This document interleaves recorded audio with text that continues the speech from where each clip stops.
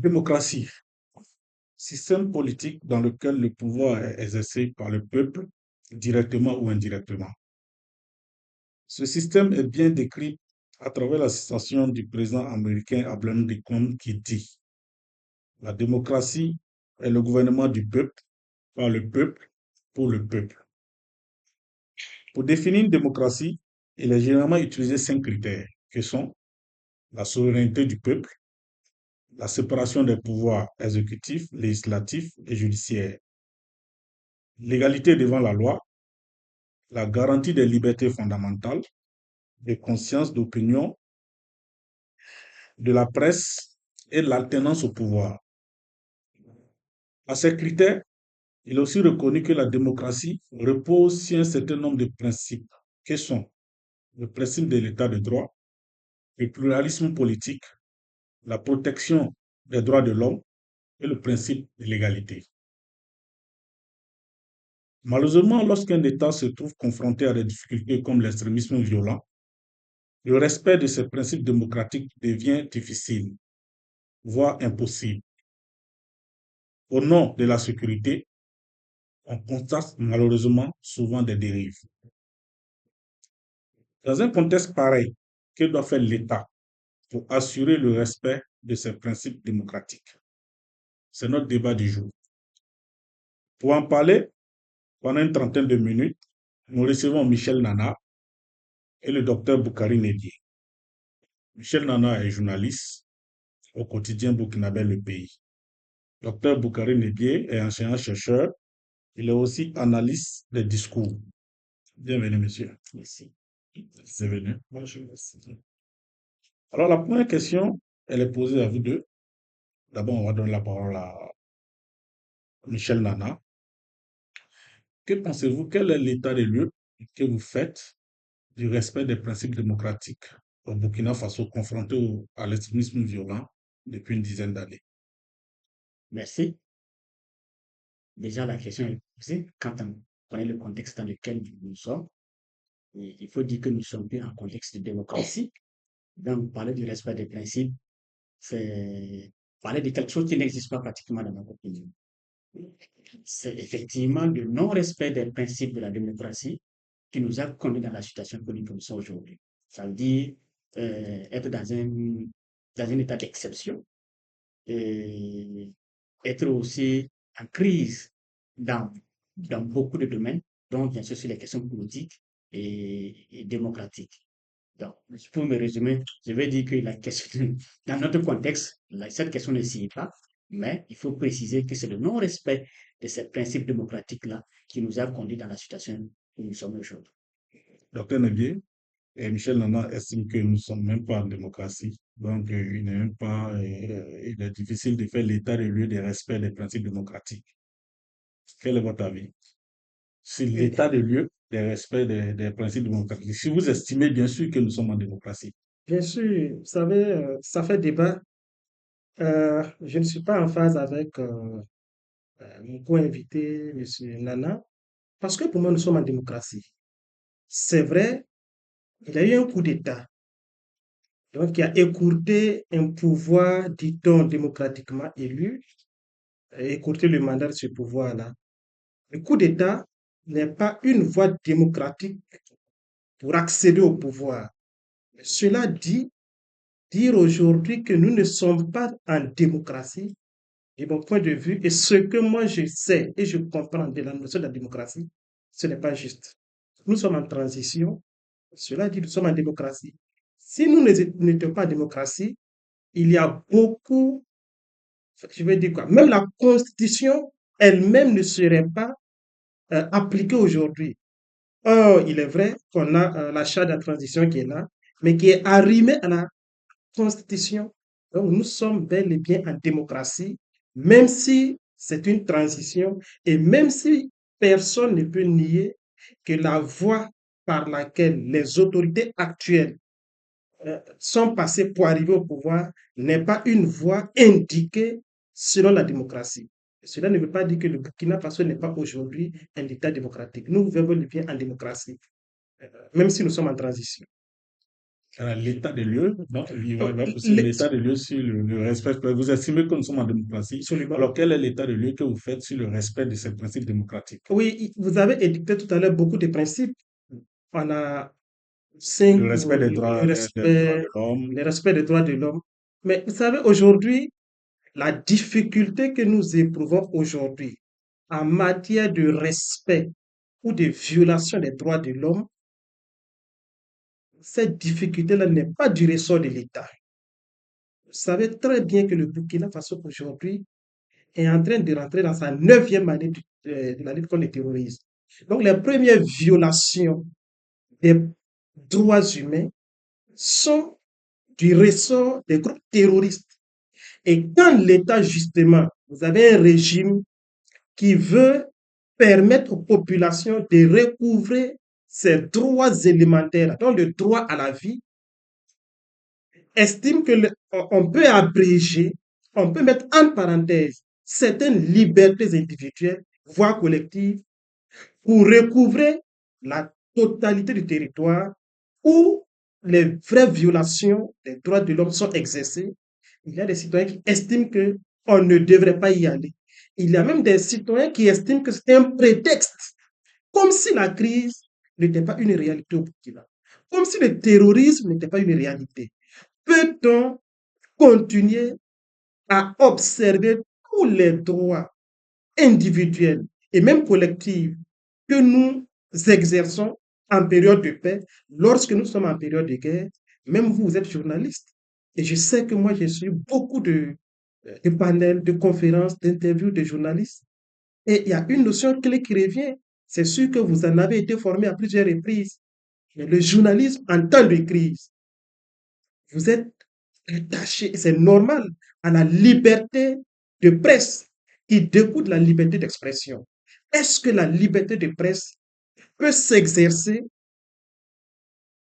en période de crise comme si nous étions en période de paix? La question ne se pose pas. Je dis, même dans les pays appelés improprement grande démocratie, ce n'est pas possible. Et aujourd'hui, quand on le dit, les gens disent non, il ne faut pas prendre le cas de la France, des États-Unis, parce qu'ils ne sont pas forcément des modèles. Or, ce que nous voulons appliquer ici, même le journalisme, il n'est pas né au Burkina, on l'a appris ailleurs. Et ce qu'on nous a appris dans les écoles, enfin, on a appris à certains, les journalistes notamment, dans les écoles de journalisme, ça doit être réadapté au contexte d'aujourd'hui. Le ministre de la Communication l'avait dit, ça crée beaucoup de tollés, il n'y a pas de journalisme hors sol. Pour moi, il fallait simplement que les gens essaient de mieux comprendre ce qu'il a voulu dire. Peut-être que ce n'était pas forcément dans le but d'injurier, mais moi, je suis un analyste de discours. Il n'y a pas d'analyse qui tienne tant que vous ne contextualisez pas. Ce qui est vrai hier n'est pas vrai aujourd'hui. Vérité en deçà des Pyrénées, mensonge au-delà. Euh, docteur, je retiens que pour vous, nous sommes en démocratie et que il y a effectivement des violations de certains principes de cette démocratie-là, mais des violations justifiées, comme des atteintes à la liberté de la presse. C'est vous qui le dites. Réaction, Michel Nana. D'accord. Je veux qu'on replace la question dans, dans l'ordre définitionnel que l'émission démarre. La question était est-ce que euh, l'état de lieu en matière de respect des principes. Et je crois que le présentateur a déjà articulé ces principes-là.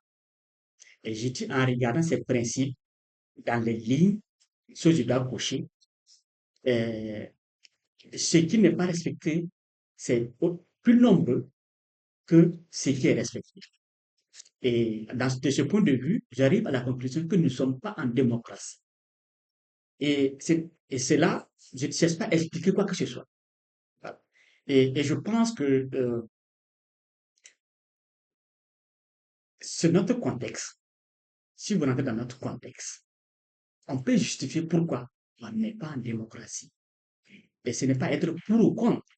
Mais aujourd'hui, on se rend compte que, par exemple, sur la question de liberté, les libertés individuelles et collectives, on ne peut plus les exercer comme on le fait avant. Ça, ce sont des éléments factuels. Vous allez voir aujourd'hui que, par exemple, les partis politiques ne peuvent plus s'exercer et ou exercer leurs activités. Au niveau des médias, il y a certaines choses qu'on ne peut plus traiter comme avant. Donc, un peu impact dans la société, c'est comme ça. Vous allez vous rendre compte que si vous parlez, on vous tape dessus, vous tenez certains discours, on vous tape dessus. C'est différent. Il y a quelques années, ça, c'était pas la même chose. Donc, quand on regarde les faits, aujourd'hui, nous ne sommes pas en démocratie. Maintenant, on peut expliquer pourquoi aujourd'hui, on ne peut plus respecter ces principes-là. Voilà. Et là, l'explication, c'est du coup, je suis d'accord avec vous. Et nous sommes en crise. Donc, et c'est cette crise-là qui a engendré un autre régime qui est autre que la démocratie. C'est ce que je veux faire comprendre. Et ce n'est pas dit, c'est pas faire une injure à la situation dans laquelle nous nous trouvons. Mais c'est pour expliquer que faut pas qu'on confonde les choses. Mais non, avant de réagir, est-ce que vous êtes d'accord avec lui Mm. lorsqu'il dit qu'il y a des violations, il y a des non-respects de certains principes démocratiques comme la liberté de la presse, vous êtes journaliste, et le respect de la liberté, de certaines libertés fondamentales. Vous êtes d'accord avec lui qui dit que oui, il y a violation, mais ce sont des violations justifiées au regard du contexte. Ça, maintenant, c'est une explication qui vient après. C'est pas par rapport au respect des principes, mais c'est une explication d'une situation que nous vivons. Et quand vous regardez sur le plan, d'abord sur le terrain, bien sûr, nous sommes en guerre. Et dans cette guerre, il y a des instruments que la transition, le pouvoir en place, des instruments juridiques ou des textes que le pouvoir en place qui fait face à cette crise-là, qui gère cette crise-là, a dû prendre pour pouvoir permettre à ce qu'on puisse lutter contre le terrorisme et les autres crises. Et on parle aussi de la loi de mobilisation générale. Qui parle de loi de mobilisation générale et de mise en garde, dit quelque part, à l'intérieur même, il y a certaines libertés qu'on met entre parenthèses. Et c'est tout à fait normal. C'est tout à fait normal parce que tant que on ne prend pas ces mesures-là, des mesures que je pense peut-être appropriées, si on ne prend pas ces mesures, c'est pas évident qu'on puisse arriver avec la crise que nous vivons. Mais je veux dire que je pense que c'est transitoire. Voilà, c'est dans cet esprit qu'on parle de retour à l'ordre constitutionnel à un moment donné. Quand on sera, quand on sera retourné au niveau de l'ordre constitutionnel, là, on pourra dire que nous sommes dans un état de droit, nous sommes en démocratie. Non, Je mais pense que je veux qu'on comprenne pour ne pas mélanger les choses. je suis tout à fait, moi, je vous suis religieusement, hein, mais je n'arrive toujours pas à m'accorder avec vous. Quand vous dites que nous ne sommes pas en démocratie, nous sommes dans quel régime actuellement? Nous sommes dans un état d'exception. Nous ne sommes pas dans un état d'exception. Non, un état d'exception n'est pas un régime. N'est pas un régime, c'est pas un système de gouvernance, un état d'exception. La démocratie est un système de gouvernance. La dictature est un système de gouvernance. La tyrannie est un système de gouvernance. Ainsi de suite. En démocratie, il peut arriver des moments où justement, au regard du péril qui guette la nation, on dise qu'on va déclarer l'état d'exception pour une période donnée. Au cours de cette période-là, justement, tout ce qui s'exerçait librement, tout ne pourra pas être exercé librement. Là, je suis d'accord. Mais dire aujourd'hui qu'on n'est pas en démocratie, et quand vous dites que quand on va retourner à l'ordre constitutionnel normal, ah bon? C'est ce que c'est écrit, non? Ah bon? Nous ne sommes pas encore dans l'ordre constitutionnel normal. Non, non, non. Alors, de mon point de vue. Mais là, Faut laisser De mon point de vue. je veux comprendre. Peut-être qu'on n'a pas la même définition des concepts, mais bon, on ne comprend pas la réalité de la même façon. Mais au Burkina Faso, là, la constitution a été rétablie. Quand ils ont fait le coup d'État, en septembre 2022, que la constitution a été dissoute et qu'ils l'ont rétablie. Vous dites que on n'est pas encore dans l'ordre constitutionnel normal, ça me pose problème quand même. Je ne sais pas enfin, comment je dois comprendre ça. Maintenant, si vous parlez des élections qui auront lieu éventuellement dans 5 ans, fait 5 ans à partir de juillet, qui vont permettre que certains pouvoirs puissent passer par la voie démocratique pour accéder au pouvoir. C'est pas de problème. Mais dire aujourd'hui qu'on n'est pas en démocratie, ah non, moi je ne suis pas d'accord. Le Burkina Faso est bel et bien en démocratie. C'est pas la dictature, c'est pas la tyrannie, c'est pas, je sais pas moi. euh, donc nous sommes en démocratie. Maintenant, évidemment, du fait du contexte sécuritaire, il y a certaines mesures qui sont prises et qui ne sont pas forcément en lien avec les principes de la démocratie. Et ça, ce n'est pas ici seulement. Je vais toujours citer les pays auxquels les gens aiment faire référence. Il ne faut pas justifier, Non, mais non, non, c'est important. voilà. Prenons par exemple la France. La France.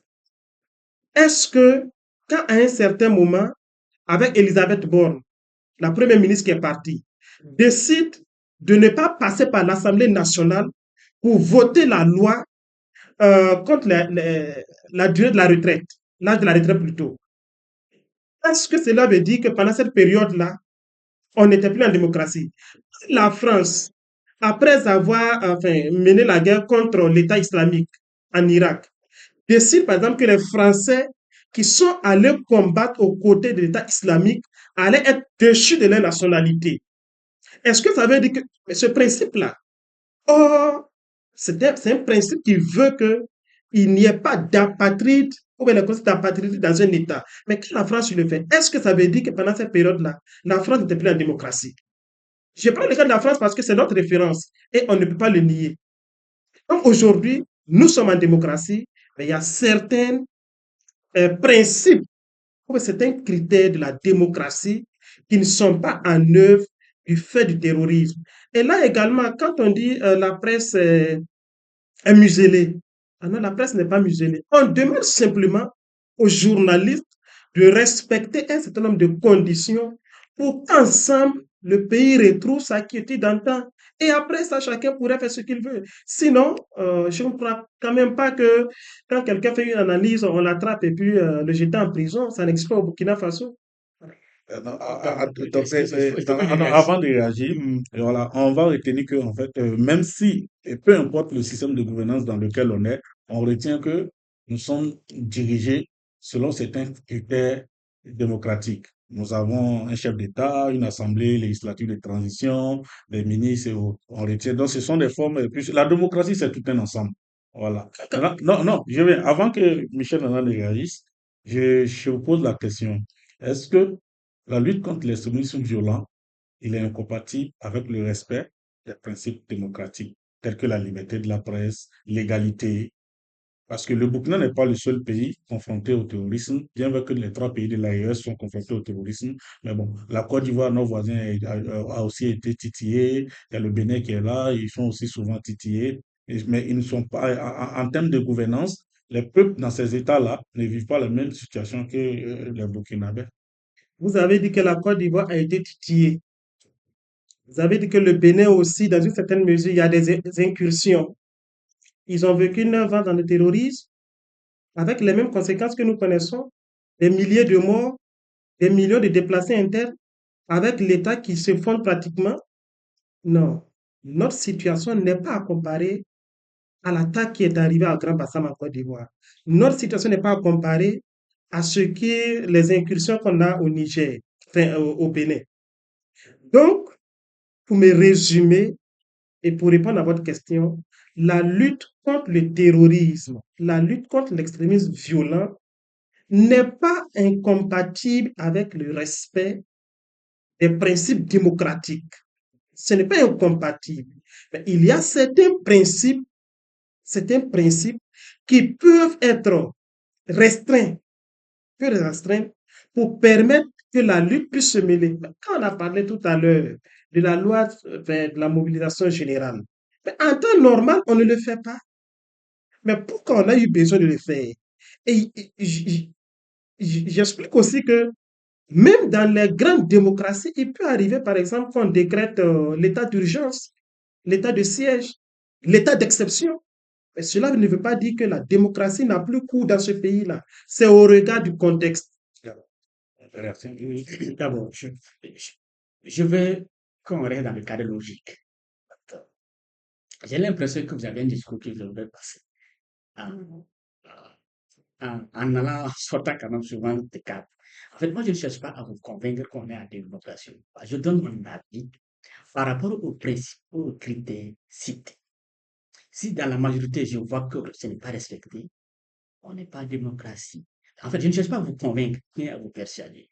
Je donne mon avis comme que je veux qu'on respecte comme je reste votre arme. Ça, c'est un. Et de deux, je ne prends pas les pays comme les France comme les références. Ce que nous préoccupons actuellement, c'est ce qui se passe chez nous. Donc, faire les comparaisons avec les Occidentaux, non. Et je n'ai pas dit que la presse est muselée, hein. C'est pas ce que j'ai dit. J'ai dit que, à une certaine époque, le travail des médias est différent de ce que on le fait aujourd'hui. Il y a des informations qu'on traite aujourd'hui, la façon de traiter, ce qu'on diffuse, c'est différent de ce qu'on faisait peut-être en 2014 ou en 2000 ou en 2015. Et comme vous le dites, il est important de contextualiser les choses. Et je pense que, pas les médias seulement, même les autres acteurs de la société, à part bien sûr les réseaux sociaux où vraiment on continue de faire ce qu'on veut, tous les acteurs, tous les segments de la société, les gens ont interrogé le contexte. Et pas du fait aussi que l'État, celui qui gère le pouvoir, eux aussi ils ont contextualisé la façon de vivre, la façon de gouverner. Parce qu'ils pensent que c'est la façon par laquelle le Burkina Faso va arriver avec le terrorisme. C'est ce que je veux, c'est la précision Euh, que je veux amener. je vais. Il Voilà, faut le laisser terminer. Ah, ok. c'est très Il faut le important laisser terminer. que vous ne sortez pas du cadre. Non, juste, Sinon, vous allez me prêter des intentions, alors que je ne suis pas là Docteur, pour des intentions. Je réponds à des questions par rapport à des critères, sans sortir, sans préjuger de quoi que ce soit. Voilà, c'est très mais important. je voulais quand Parce même que je connais rebondir un comment les peu, gens réagissent. rebondir un peu pour ne pas oublier de répondre, s'il te plaît. Ok, Tu vas-y. vois, Monsieur Nana dit, il parle d'un certain nombre de critères, les critères de la démocratie. Tout à fait. Et quand il met cela dans la balance, il arrive à la conclusion que nous ne sommes pas en Tout à démocratie. fait. Le présentateur l'a dit, mais je vais rappeler rapidement. Les 5 critères, ça, c'est pas nous qui l'avons défini, c'est la démocratie même. Les 5 critères. Souveraineté du peuple. Le peuple n'est pas souverain au Burkina. C'est le premier critère. Enfin, l'un des premiers. Deuxième critère, séparation des pouvoirs. Législatif, exécutif, législatif, judiciaire. Ce n'est pas un coup au Burkina. Égalité devant la loi. Ce n'est pas un coup au Burkina. Euh, la garantie des libertés fondamentales de conscience, d'opinion, de la presse et de réunion. Ce n'est pas un coup au Burkina. Alternance du pouvoir. Voici les 5 critères. Donc, au Burkina Faso, mettez dans la balance et dites-moi s'il y a 3 des critères qui sont respectés, il y a 2 qui sont pas respectés, 2 qui sont respectés. Donc, la balance pèse du côté des critères qui ne sont pas respectés. Donc, vous arrivez à la conclusion qu'ils ne sont pas en démocratie. Mais même là, il n'y a aucun de ces critères-là qui n'est pas respecté au Burkina. Docteur, il y a en démocratie. C'est votre Non, avis, non, donc je viens. c'est son Docteur, avis, donc ah non, Tous les critères sont exercés, docteur, c'est tous les votre avis. critères, mais avec docteur, des non, restrictions avant que pour vous ne certains critères. poursuivez, Oui, avant que vous ne poursuivez, en démocratie aussi, il y a le principe de l'égalité, des traitements des citoyens, il y a le principe de la liberté d'association. Euh, vous allez le reconnaître qu'au Burkina, il y a pas mal d'associations, il y a pas mal de groupements de personnes qui ont demandé à manifester ici à Ouagadougou, qui n'ont pas eu l'autorisation, mais qu'un autre d'autres groupes de personnes ont eu l'autorisation. Est-ce qu'il y a l'égalité ici? oui, justement, non, à ce niveau, je conviens avec vous. Et ça, enfin, on va pas faire la politique de l'autruche là-dessus. Le gouvernement lui-même a sorti un texte pour dire que on suspend les activités de telle entité. Est-ce que cela démocratiquement est explicable? Non, ce n'est pas explicable démocratiquement. Mais cela ne veut pas dire qu'on n'est pas en démocratie. Mais voici l'un des critères de la démocratie qui n'est pas respecté. Pourquoi l'autorité le fait? C'est l'autorité qui peut expliquer. Et l'autorité a certainement les, les raisons qui la conduisent à prendre ces mesures-là. Donc, certainement que peut-être vous pourrez avoir de plus d'informations avec l'autorité. Mais moi, je sais seulement que nous sommes en démocratie, même s'il y a certains critères qui ne sont pas exercés totalement, entièrement, comme cela aurait dû l'être. Michel Nana, vous estimez que nous ne sommes pas en démocratie, Tout à fait. mais je le rappelle, on est gouverné selon certains principes démocratiques. Tout à fait. Il faut le reconnaître. Tout à fait. Voilà. Selon vous, quel rôle l'État burkinabé peut jouer? Quel rôle les représentants du peuple peuvent jouer afin de promouvoir la démocratie, l'égalité, la souveraineté? Quel rôle ils peuvent jouer dans le contexte extrêmement violent dans lequel nous sommes? Déjà, je pense que l'État c'est le lead. C'est l'État qui définit le cadre, c'est l'État qui définit les conditions et c'est l'État qui met les balises. Et je disais que nous sommes dans un contexte parce que les limites de la démocratie n'ont pas été respectées. Et, et notamment en termes de gouvernance.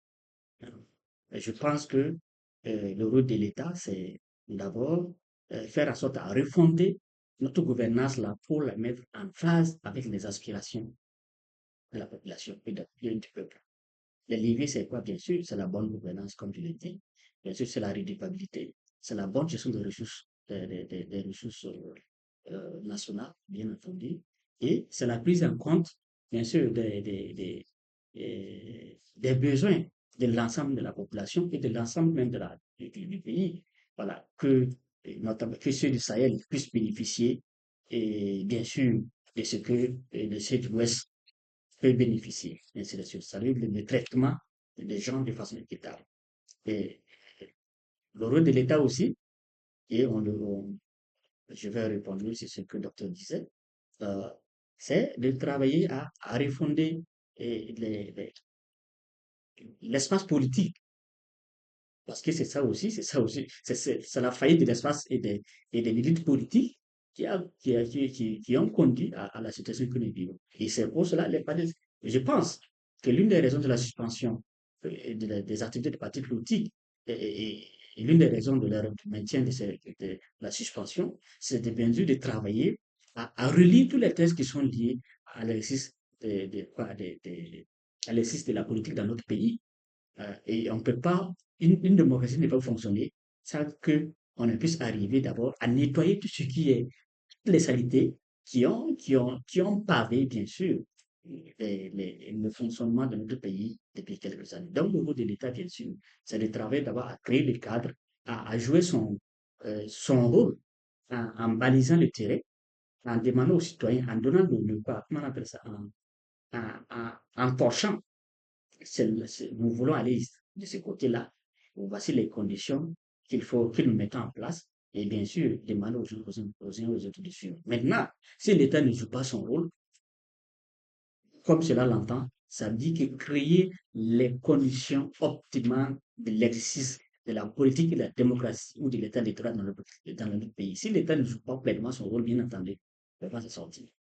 Docteur Nevieux, vous reconnaissez que la promotion des principes démocratiques n'est pas incompatible avec la lutte contre l'extrémisme violent. Vous l'admettez, mais vous admettez effectivement que il y a des dérives, mais ce sont des dérives justifiées. Selon vous, quel rôle l'État peut jouer clairement pour promouvoir les principes démocratiques que nous connaissons tous? Oui, mais quand vous dites quel rôle l'État peut jouer, je ne sais pas, enfin, je mesure que la question n'est même pas, on ne responsabilise pas assez l'État quand on pose la question comme ça. Non. C'est l'État. Il y a pas, l'État n'a pas joué c'est Mais, l'État, c'est à quel l'État, rôle? enfin, je veux dire, c'est à l'État, Le traitement équitable des c'est à citoyens. l'État d'asseoir toutes les conditions nécessaires pour l'exercice de la démocratie. C'est à l'État. Maintenant, si l'État ne joue pas ce rôle-là, euh, ben, cela va nous retomber là-dessus, tel que nous l'avons fait depuis des années, et aujourd'hui, les conséquences sont là. Et on l'a dit, ceux qui sont au pouvoir aujourd'hui, là, eux-mêmes savent que normalement, la voie pour arriver au pouvoir, la voie indiquée, c'est pas le coup d'État. Ils le savent. Mais à un certain moment, qu'est-ce qu'on fait? Quand ceux-là qui sont passés par la voie dite démocratique pour arriver au pouvoir ne permettent pas le plein exercice de la démocratie. Parce que c'est ça aussi le problème. Les gens disent nous sommes en démocratie, mais refusent d'appliquer tous les critères, tous les principes de la démocratie. On pense que la démocratie, c'est se faire élire seulement et être dirigeant. Quelles sont les conditions par lesquelles nous avons été élus? Ce n'est même pas le problème. Ça ne tient pas. Je vous rappelle récemment l'interview de Laurent Bado, quand un de vos confrères lui avait demandé, quand il a dit qu'il soutient la dynamique en cours, Un de vos contrats avait relancé en disant, mais quelle que soit la manière par laquelle on arrive au pouvoir, il dit non, il tient à la manière. Parce que la manière est importante. Mais on ne peut pas accepter que des gens tripatouillent des constitutions pour se maintenir au pouvoir, pour arriver au pouvoir, que des gens passent par l'achat de conscience pour être élus et dire qu'on a démocratie.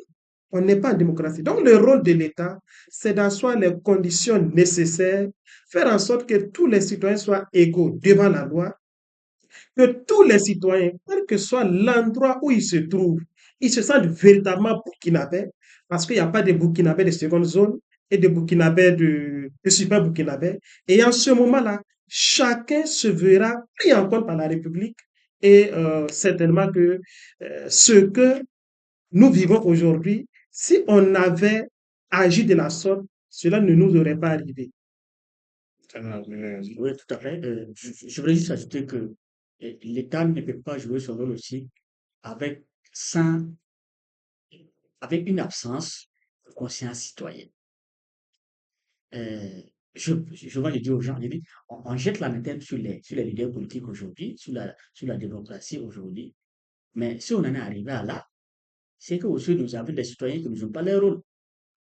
On se rappelle très bien, il y a des gens qui disent qu'il faut aller voter là, il faut qu'on leur donne quelque chose. Dans notre pays, on dit aujourd'hui, à un certain moment, on dit, il n'y a rien, ça arrive. Tant que je ne prends pas quelque chose, je n'agis pas. Même pour aller voter, ils ont besoin qu'on leur donne de l'argent. Et pour aller à un meeting, à un meeting politique, il faut qu'on leur donne de l'argent.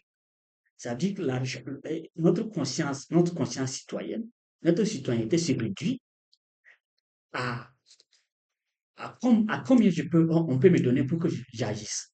Et quand c'est comme ça, quel que soit ce que l'État fait, quel que soit ce que les leaders politiques, même administratifs, quel que soit ce que les balises qu'ils vont mettre, ne peut pas arriver à des résultats probants. Ça veut dire quoi? L'État doit agir, mais aussi il faut que, au niveau des citoyens, quand on reformate le disque en matière de participation politique et électorale, bien sûr, dans la vie de la nation. L'un des principes aussi de la démocratie, c'est le pluralisme politique. Voilà. Dans le contexte du Burkina Faso, les activités des partis politiques sont suspendues. Les gens appellent à des réformes avant la levée de la suspension. Pour vous, l'État burkinabé, quel rôle l'État burkinabé ou quelles sont les réformes que l'État doit mettre en place avant cette levée-là, afin de permettre un pluralisme politique qui profite vraiment au peuple burkinabé? Mais tout à l'heure, M. Nana, quand il terminait sur un aspect, la conscience citoyenne. Vous savez, quand les citoyens disent pour aller voter, il faut qu'on me donne un billet, la faute n'est pas les citoyens qui le disent, ce sont les acteurs politiques. Les responsabilités ne sont pas partagées. Ce sont les acteurs politiques. À partir de 87, quand on a tué Thomas Sankara, on a tout fait et il faut mettre l'argent au devant de tout. Et donc, on a tué la société. Et effectivement, quand il y a un ou deux, trois partis politiques qui ont les moyens, qui achètent les voix, même quand vous êtes un petit parti, vous partez, les gens, évidemment, vont vous demander, il faut que vous me donniez de l'argent avant que je ne vote. Mais ça veut dire que ce sont des grands partis qui ont introduit le système. Et moi, j'ai pu vous dire, en 2015, j'ai beaucoup travaillé avec un parti politique. Même les petits partis politiques sont dedans. L'achat de conscience, l'achat des électeurs, l'achat des voix. Et travailler en tant que militant? En tant que militant, en tant qu'analyste, parce que j'avais aidé à rédiger leurs projets de société. Et donc, je suivais un peu les élections. Ils ont remporté les élections. Ils n'ont pas remporté les élections. Non, non, c'est un petit parti, ils n'ont pas remporté. Mais même eux essaient de voir comment nous pouvons, à notre échelle également, payer les voix, enfin, acheter les voix. Donc, ça veut dire que c'est pas, la faute n'est pas du côté des citoyens, mais ce sont les acteurs politiques. Et pour lutter contre cela, il faut l'éducation. Pourquoi dans certains pays ça n'arrive pas? Parce que les gens sont instruits, les gens sont éduqués, et les gens savent que quand je donne ma voix à un candidat, je lui confie ma vie pour 5 ans, pour 6 ans, pour 7 ans, en fonction de la durée du mandat. Mais quand les gens ne comprennent pas ça, on pense que c'est simplement aller donner sa voix et c'est fini. Quand demain, on n'a pas à manger, on dit c'est parce qu'il n'y a pas eu la pluie. Or, et on incrimine Dieu. N'oubliant qu'il y a quelqu'un qui a juré de vous donner à manger, à boire matin, midi et soir, 3 repas quotidiens, de s'occuper de votre santé, de s'occuper de votre éducation, de votre scolarité. Est-ce que les gens comprennent ça? Donc aujourd'hui, les acteurs politiques, de mon point de vue, sont à 90% responsables de cela. Et c'est la raison pour laquelle moi, je suis de ceux-là qui estiment qu'il faut véritablement des réformes assez solides en matière de participation politique, en matière d'exercice politique au Burkina Faso, si nous ne voulons pas que demain, ce qui nous est arrivé nous arrive encore. Et on le dit, et vous êtes les journalistes, il y a des hommes politiques, pour ne pas des partis politiques qui n'ont pas de siège. Vous avez des présidents des partis politiques, le récépissé est dans sa poche, sinon dans son sac. Et pendant les élections, il est là et il prend la subvention. Est-ce que c'est comme ça véritablement qu'on va construire le pays? Au Burkina Faso, on a combien de partis politiques? Ou combien de projets? Plus de 200. De 200. Est-ce qu'on a 200 projets de société? C'est pas possible. Ça veut dire que on crée les partis politiques simplement parce qu'on estime que c'est un outil qui va nous permettre d'avoir quelques subsides quelque part. Or, le rôle de la politique, ça ne devrait pas être cela seulement, parce que si vous n'avez pas des hommes politiques de qualité, vous ne pouvez pas avoir un État sain. C'est pas possible. C'est pourquoi il faut d'ailleurs militer à ce que euh, ceux qui sont vertueux s'engagent en politique. Parce que c'est eux qui vont faire en sorte que la politique ne soit plus vue comme un domaine de coups bas, mais comme un domaine par lequel on peut passer pour construire la nation. Et c'est ça le rôle régalien de l'homme politique, donc de la politique, qui, je rappelle, signifie gestion de la cité. C'est la réaction avant la Oui, dénégation. oui. Je pense que il est revenu sur ce que je voulais dire. Il a dit que les hommes politiques sont à 90% responsables. En fait, je vais dire C'est que, empirique, c'est voilà, empirique, on n'a pas parce que, jusqu'à non, non, ça. je vais dire qu'il faut insister sur les responsabilités sont partagées.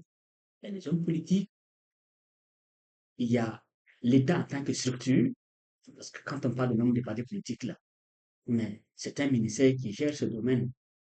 Voilà. Et si le ministère, c'est la vision qu'on a qui a conduit à la prise d'actes qu'on connaît aujourd'hui avec la politisation des partis politiques. Si on voulait un nombre limité de partis politiques, c'est ce qu'il faut faire, ce qu'il fallait faire. Voilà, je pense que on est, en termes de perspective, je pense qu'ils vont tenir compte de cela. Mais pour les citoyens, le virus se développe en terrain fertile. Voilà. Pour des gens il y a des citoyens, ils ont leur prix. Nous avons montré au Burkina Faso que chacun a son prix. Donc, quand on sait que quand on sait un tel a son prix, je mets le prix pour qu'il fasse le travail pour lequel je veux qu'il fasse. Je pense qu'effectivement, les politiques sont responsables. Mais nous aussi, les populations, on encourage les politiques dans leur pratique. Aujourd'hui, quand vous n'avez pas d'argent, quand vous regardez les différents résultats des élections, mais il y a des partis politiques qu'on connaît qui ne peuvent pas avoir des voix. Pourquoi? Parce qu'ils n'ont pas les moyens. Parce que les gens courent là où l'herbe est fraîche, entre guillemets. Donc, si tu n'as pas l'argent, ils ne vont pas venir. C'est notre système qui est comme ça. Et la question que je me pose, est-ce qu'on peut s'en sortir? Ou du moins, est-ce qu'on est capable de sortir de ce bourbier-là? Je ne suis pas optimiste, mais j'espère que pour notre devenir commun, individuel, il est important qu'on mette les balises pour pouvoir sortir de ce monnayage de la démocratie qu'on connaît dans notre pays. C'est la dernière question. Vous êtes journaliste professionnel. Et l'un des principes de la démocratie, c'est la liberté de la presse. De plus en plus, les dirigeants actuels burkinabés appellent la presse à un accompagnement des actions et la reconquête du pouvoir. Du territoire. Du territoire, excusez-moi. Et les journalistes, les organisations professionnelles des médias et autres, et ne disent pas non à cet accompagnement-là, mais le plus souvent disent toujours que le journalisme, il s'exerce selon des règles, selon des règles de déontologie. Vous êtes là, vous êtes professionnel. Pour vous, quel rôle l'État burkinabé peut jouer pour contribuer à la promotion de ce principe démocratique qui est le respect de la liberté de la presse? Que peut faire l'État burkinabé pour promouvoir cette liberté de la presse au Burkina Faso dans le contexte dans lequel nous sommes? C'est la dernière question. Moi, j'insiste sur un fait. Il faut que tous les acteurs comprennent le travail des médias.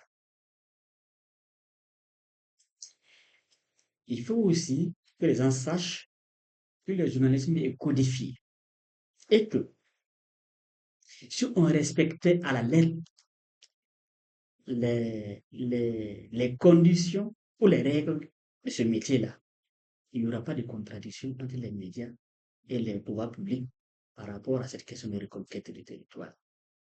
Vous avez parlé d'accompagnement, moi je me méfie de ce terme-là. Parce que l'accompagnement, c'est un terme bateau et qui provoque toutes les incompréhensions possibles. Voilà. Qu'est-ce que l'État peut faire? Bon, c'est de permettre aux médias de s'exercer. Et permettre aux médias de s'exercer, c'est d'abord leur laisser l'espace de travail, leur permettre d'occuper l'espace. C'est l'environnement. Aujourd'hui, et je suis au regret de le dire, mais les journalistes placent leurs mots ou utilisent leur plume dans la peur. Parce que le moindre mot ou le moindre geste vous vaut toute la haine du monde. Et je suis aussi le regret aussi de constater qu'il y a eu une certaine campagne de dénigrement contre les médias et contre les journalistes. Bien sûr, cette campagne se fonde sur des choses, sur des, sur des raisons, mais on a totalement oublié, certains acteurs ont totalement oublié, ou bien ont voulu faire oublier le rôle des médias, la scène d'État. Et aujourd'hui, je suis désolé, euh, la presse n'est pas exploitée à son maximum quant à sa contribution dans la lutte contre le terrorisme, dans la reconquête du territoire. Il y a des gens qui pensent même qu'il faut les bannir totalement, il faut les fermer. Et, et ce discours-là a pris du poids. Et pour nous autres qui avons fait depuis des années, on est là-dessus, et j'insiste sur le respect des règles du travail, le code du travail, le code de l'information et notre constitution, la déontologie. Quand on prend l'ensemble des textes, si les médias sont, nous devons respecter, c'est tout ce qui est écrit, on n'a pas de problème pour accompagner, entre guillemets, le pouvoir. Mais on a fait comprendre aux médias aux gens, une part de l'opinion, que les médias sont dans une question de non-droit. Ça, c'est et de deux, et qu'ils veulent une liberté pour liberté.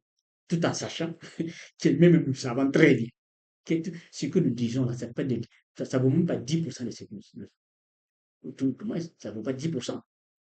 Sur une échelle de 10, ce que nous disons, ça ne dépasse pas 1. Voilà, ça veut dire qu'il y a, il y a des, on a des, il y a des tamis, mais on utilise vraiment le filtre. Il peut y avoir des dérapages. Ça, je ne le conteste pas. Il peut y avoir des dérapages. Il y a, il y a des, il y a des dérives aussi que nous constatons dans notre métier. Mais cela ne devrait pas remettre en cause tout le travail tout le travail que les médias font. Malheureusement, aujourd'hui, je suis au regret d'annoncer, de constater que nous sommes jetés comme des ennemis de la République à certains endroits. Euh, la dernière fois à l'aéroport, euh, je crois qu'il y a certains de nos confrères on leur demande qui vous a invité ici à l'arrivée de Douma Faye. Comme tout bon journaliste, il y a certains qui sont allés comme d'habitude, pour reporter l'arrivée de ce président-là. Mais bon, ils ont été interdits d'entrer. Moi, il n'y a pas de souci. Mais c'est le langage ordurier qu'on a utilisé à leur engage, à leur rencontre. Qu'est-ce que vous êtes venu? Qui vous a invité ici? Et je crois que même il y a des manifestations là. Certains de nos collègues Et c'est pas sain. C'est pas sain. Et je pense que l'État va gagner la lutte contre le terrorisme avec les médias, pas contre les médias. Pour reprendre les termes de Aziz Bamoué, l'ancien président du CSC. Donc, je vous pose la même question. Vous estimez que nous sommes en démocratie. Alors, quel est le rôle que doit faire l'État pour assurer le principe de la liberté de la presse? Euh, Monsieur Nana l'a dit, hein, si on laissait les médias travailler comme il se doit, en s'appuyant sur les principes sacro-saints du journalisme, il n'y aurait même pas de problème. Je suis d'accord avec lui. On a la Constitution qui est là. Et puis vous dites, il y a la déontologie, l'éthique et Le la code, le code de l'information, la la déontologie. déontologie, l'éthique et la déontologie. La déontologie, c'est quoi? Ce sont les textes. C'est ça, non? L'éthique, là, c'est la conscience individuelle.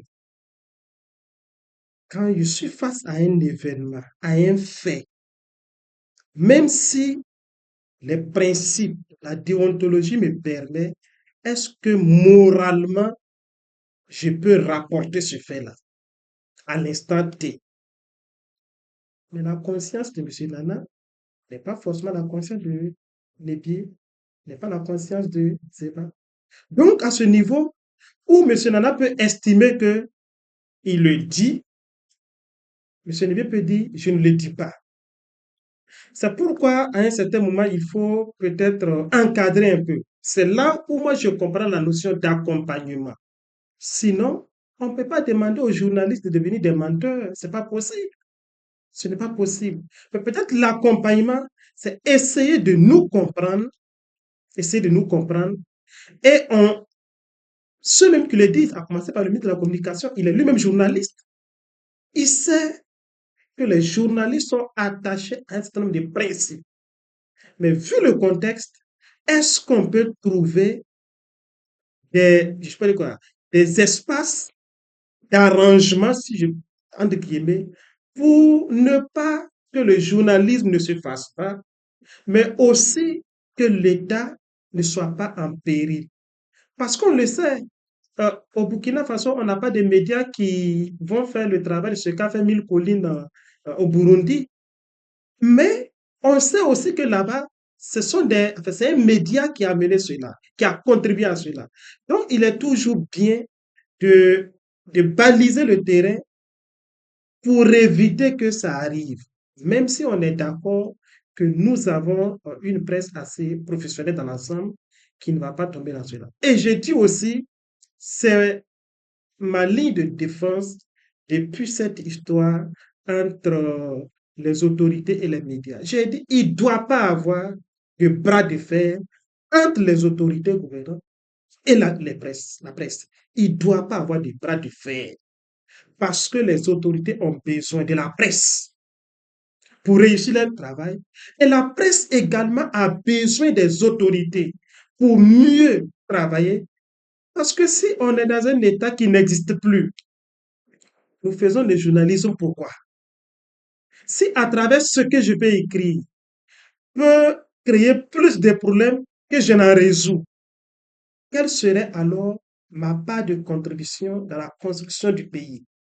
Et vous savez aussi que aujourd'hui, quand vous vous dites que les termes orduriers dont vous parlez à l'aéroport, là, c'est vrai, c'est regrettable. C'est juste un exemple. Oh, un exemple, c'est regrettable. Je suis passé par la presse. En 2012, je travaillais pour un média. Il y avait une couverture médiatique à la maison de la femme à Wemdenga. Je suis allé, à la fin, quand on a fini, ce qu'on appelle les dossiers de presse. Dossier de presse. Je suis allé demander, la chargée de communication, c'était le ministère de la Femme qui organisait, m'a demandé c'est quel média. Quand j'ai dit, elle dit on ne vous a pas invité. Ça veut dire que ce n'est pas aujourd'hui. Ma première année à l'université, 2007-2008, vous savez ce que la RTB vivait en ce moment? Quand nous avions nos grèves là, quand la RTB venait, on les lapidait. Ce n'est pas aujourd'hui. Ça veut dire qu'à tout moment, dans la vie de la République, il y a des périodes où les journalistes et les citoyens sont à couteau tiré.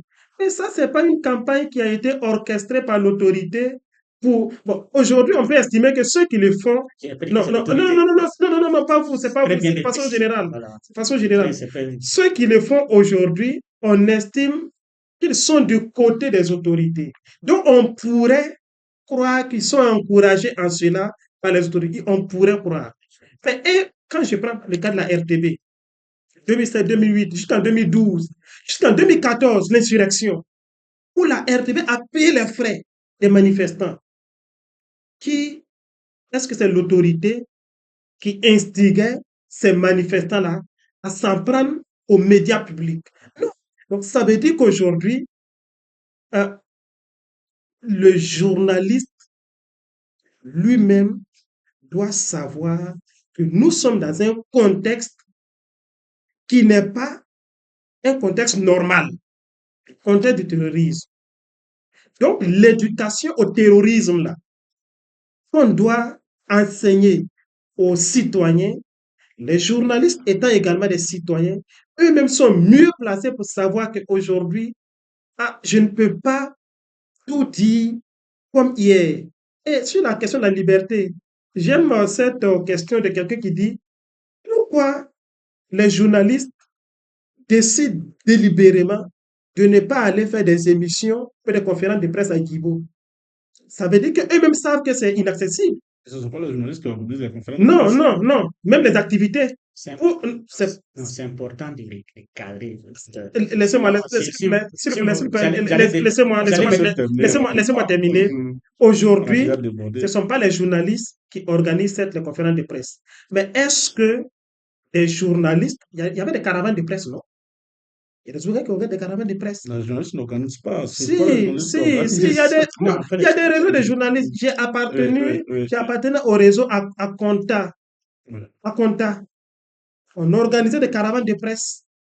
Aujourd'hui, là, vous avez des réseaux comme ça. Est-ce que vous pouvez organiser des caravanes de presse, aller à Guibo? Ce n'est pas possible. C'est pour dire que même quand on ne nous interdit pas de faire, nous-mêmes, nous savons que nous n'allons pas faire parce que ce n'est pas comme hier. Et si nous-mêmes, nous n'allons pas accepter poser un certain nombre d'actes, quand c'est l'autorité qui nous demande de ne pas, enfin, d'accepter qu'on mette en parenthèse, on restreigne un peu pour finir avec la menace essentielle et revenir à nos amours d'hier. Je ne vois pas en quoi est-ce que cela, c'est trop nous demander, ce n'est quand même pas la mer à boire. Je vais m'excuser. Docteur, je vais m'excuser parce que voilà, j'ai l'impression que vous prenez pour irresponsable les journalistes. Jamais. J'ai l'impression. Non. J'ai l'impression. Il faut pas avoir. Non, faut pas avoir cette impression. Non, c'est l'impression que j'ai. Non, faut pas avoir cette impression. Ça peut être mauvaise. Elle peut être mauvaise, mais c'est l'impression que j'ai. J'ai beaucoup d'amis, beaucoup de frères, des étudiants, des collègues qui sont journalistes. Donc, ils ne sont pas irresponsables. Non, surtout ne sortez pas de ce truc avec cette impression. Voilà, parce que vous donnez l'impression qu'en fait, les journalistes ne connaissent pas la situation dans laquelle nous trouvons. Parce que c'est nous, eux-mêmes qui nous rapportent. C'est ça. Oui. Comment ils peuvent ne pas être au courant? Quand vous dites pourquoi ils ne peuvent pas aller à Divom organiser, ça veut dire que ce sont des gens, en fait, qui sont, comme dit le ministre de la Communication, ils sont hors sol. Vous imaginez? Non. Tout le monde est victime de cette situation. Tout le monde est victime. Et quand vous prenez les journalistes, là, il y en a beaucoup qui n'ont plus de village. Beaucoup dont les parents ont perdu beaucoup de parents. Il y en a beaucoup. Les gens sont conscients. Il ne faut pas qu'on considère que les journalistes ne savent pas, ne vivent pas la dure réalité de la situation. Même sur le plan économique, je crois que l'animateur l'a dit après. Si Faso 7 continue à faire des recettes, non, c'est très difficile. Les gens sont conscients. Maintenant, comme je l'ai dit, il y a des esprits malins qui pensent que c'est une occasion de tordre le cou ou de fouetter une catégorie de personnes qui n'est pas. C'est l'impression que j'ai. Les journalistes sont conscients. À aucun moment, aucun journaliste ne serait content, par exemple, d'entendre que quelqu'un est décédé, on a tué quelqu'un quelque part, quand il est déguerpi.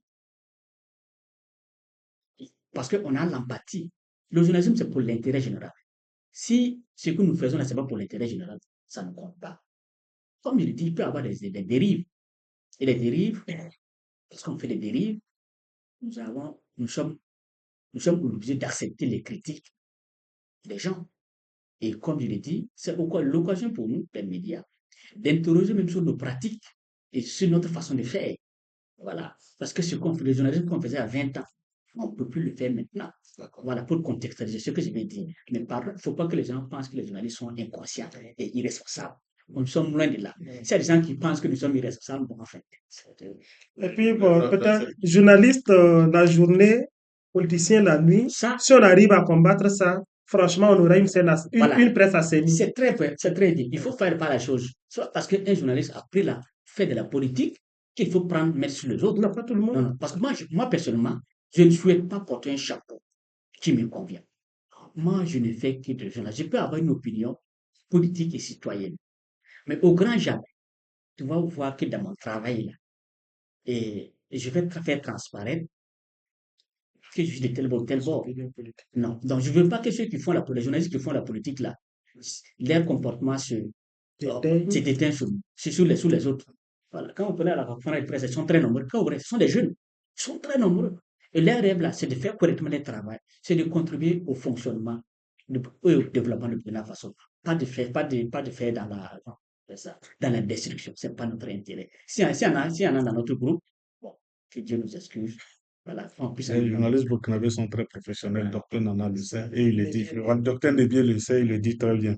Alors, monsieur, nous sommes au terme de notre émission. Nous avons largement débordé le temps qui nous était imposé. Désolé, c'est docteur Parce que Jacques. le débat était tellement intéressant. Nous vous remercions d'être passé et on se dit à très bientôt pour un autre débat, toujours dans l'optique de contribuer à la construction du Burkina Faso. Merci. Voilà, je vous remercie. Merci.